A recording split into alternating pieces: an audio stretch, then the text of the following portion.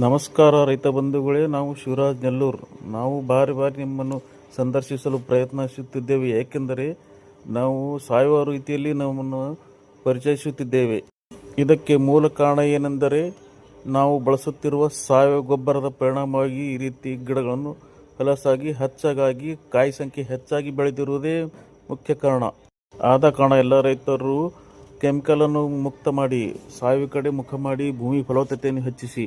ಈ ತೋಟವನ್ನು ಯಾರಾದರೂ ವೀಕ್ಷಿಸಬೇಕೆಂದರೆ ಶಾಪುರದಲ್ಲಿರುವ ರಾಜಶೇಖರ್ ನಾಟ್ಕರ್ ಅವರ ಹೊಲಕ್ಕೆ ಹೋಗಿ ತಾವು ಇದರ ಬಗ್ಗೆ ವಿಸ್ತಾರವಾಗಿ ಕೇಳಿ ನೋಡಿ ತಿಳಿದುಕೊಳ್ಳಬಹುದು.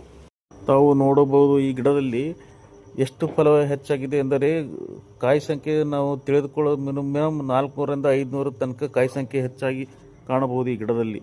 ಇದಕ್ಕೆಲ್ಲ ಮುಖ್ಯ ಕಾರಣ ನಾವು ಸಾವಯವ ಮಾಡಿರುವ ಪದ್ಧತಿಯಲ್ಲಿ ಮಾತ್ರ ಸಾಧ್ಯ. ಕೆಮಿಕಲ್ ಈ ರೀತಿ ಆಗಕ್ಕೆ ಸಾಧ್ಯನೇ ಇಲ್ಲ.